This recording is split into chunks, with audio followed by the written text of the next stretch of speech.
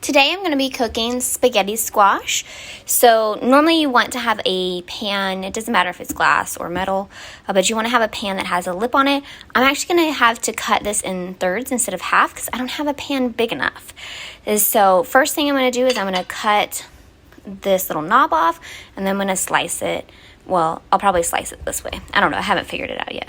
And just to let you know, cutting spaghetti squash is very hard, so you really got to use your muscles with this. So I decided to change pans, and actually instead of doing these in thirds, I did them in thirds, and then I cut them in half. So that's what I'm doing right now. Just a pro tip, if you rock your knife back and forth like this, you actually get a lot more momentum and can cut through in this really hard squash. So I sprayed the bottom of the pan with some extra virgin olive oil spray, and now what you're going to want to do is you're going to want to scoop out this inside here and just put it in a bowl. Okay, so I'm just scooping this out. Hard to do this one-handed though.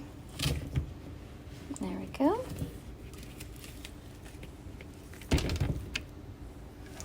And you can actually clean these seeds up later and you can roast those and have toasted squash seeds. Pretty tasty. You can just go ahead and take any of these pieces like this and you can actually just put them in a compost or, throw them away, put them in your garden, what have you. You're going to want to put this at 400 and preheat. There you go. And then you're going to turn these over and you're going to stab them with a giant fork. So basically in this hard spot, I do about 4 times. And it's just because these spaghetti squash are so hard, you want to make sure that it gets soft all the way through.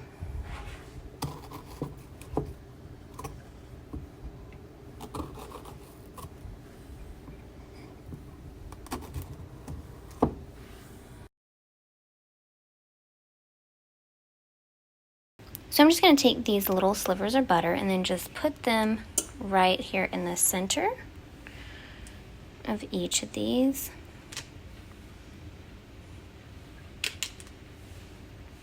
And these thin little ones, I'm just going to put them right here.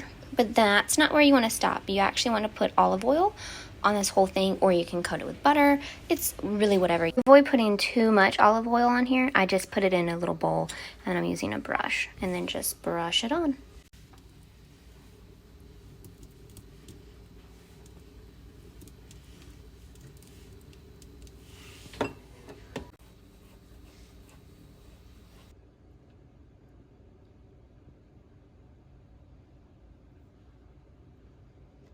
Remember to coat all sides. So that's what I have done here. Probably would have been smart to put the butter in after I did the olive oil, but whatever. Okay, so now what you're going to do is, so all of that is all brushed on. Now you're going to take a little bit of salt and a little bit of pepper and just put it on here. I don't suggest using Himalayan sea salt just because it's so strong. I feel like sea salt's very strong. So if you can handle iodinized salt or just regular, like very fine regular salt, ionized or not, then I would do that.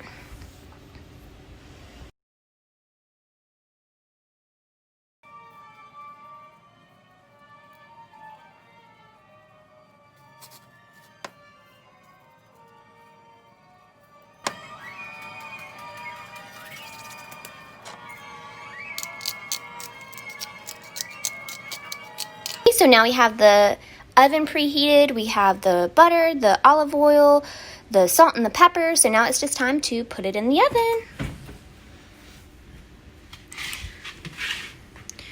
And you're going to cook this for about 30 to 40 minutes.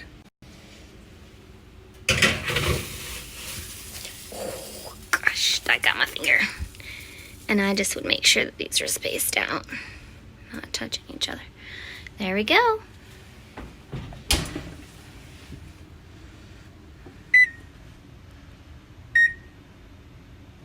Oh, too much. All right, we got the timer set, and I'll come back once it's ready to check. So I have not yet mastered making my own sauce. I've tried it several times, and I just don't get it quite taste that I like. So what I do is I just modify regular sauce that you can get. There's some that is amazing but really expensive. This is, fairly inexpensive, and it's gluten-free. Normally we have the 4 cheese and the roasted garlic, but this time we just have roasted garlic, so that's what we're going to be using. So you're just going to, you probably already know this, but just start the temperature, probably about 2 to 3, and you can bring it up to a boil if you want to, but we can just let it simmer because we've got plenty of time. So I'm just going to pour this in here.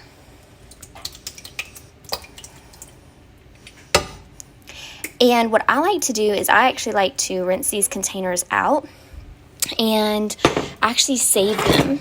You do have to, let them soak for a while so that way they'll get that, that tomatoey smell out. And you want to rinse them pretty much right away, because if you let that tomato stuff stay in there, it is nasty. And I like to add just a little bit of water in here and then just shake it up so that way I can get all of that yummy goodness that's in here. And the reason why I say to keep the jars is basically they're mason jars and they can help your food stay fresh longer. Okay, so here I'm just going to put, a few shakes, probably about 2 teaspoons worth of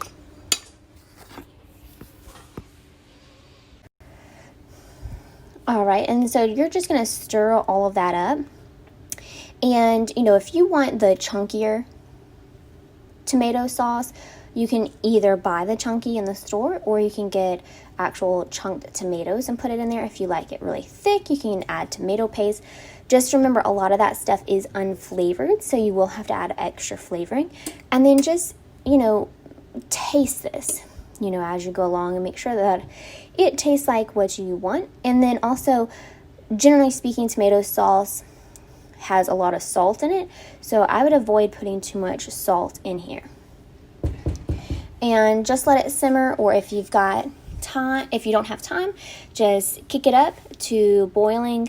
Remember to stir, and then bring it back down to a medium heat for just a few minutes, just until it's warm enough for you, and then you're good to go. And I'll check back once the squash is complete. Okay, so I open this up, and then I'm just going to check these. So, see, it's still pretty hard. So, I can put my fork through it, but it's a little bit more stiff than I'd really like. So, I'm actually going to put some more olive oil on here, and then I'm going to put it back in for another about 10 to 15 minutes.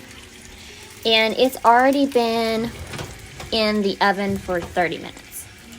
Okay? Be careful when you put the extra olive oil on here, because you don't want it to drop to the bottom of your oven. Alright, it's all oiled up, so I'm going to put it back in the oven for another about 10 to 15 minutes.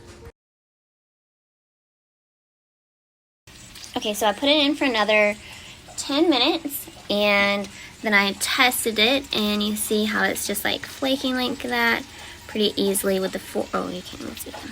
It's flaking pretty easily with the fork, so I'm going to go ahead and take it out.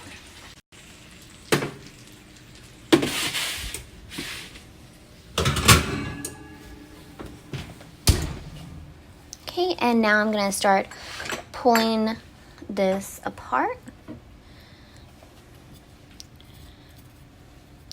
If it's too done, it'll be really mushy. Now, because of how I had to cut this, I'm not going to get the super long strands like you see some people getting. But if you have a bigger pan, you can do that. Certainly go ahead and go for it. See how it's creating basically what are noodles? See? Isn't that cool? Since there's a lot of oil in the bottom of the pan, I decided to move it over to a plastic container and I'm shredding it here. Also, I have one fork to hold it in place and the other fork to actually shred it so it's not slippery.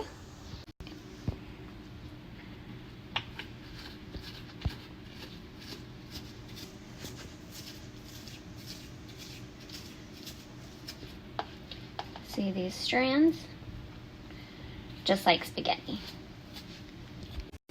Okay, so now I'm just gonna scoop some of this into my bowl here.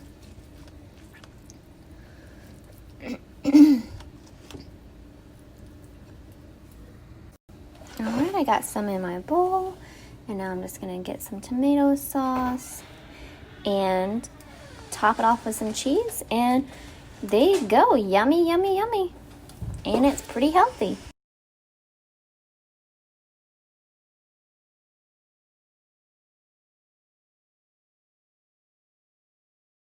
Okay, so let's taste it and see how it tastes. A little al dente, but overall, really, really good.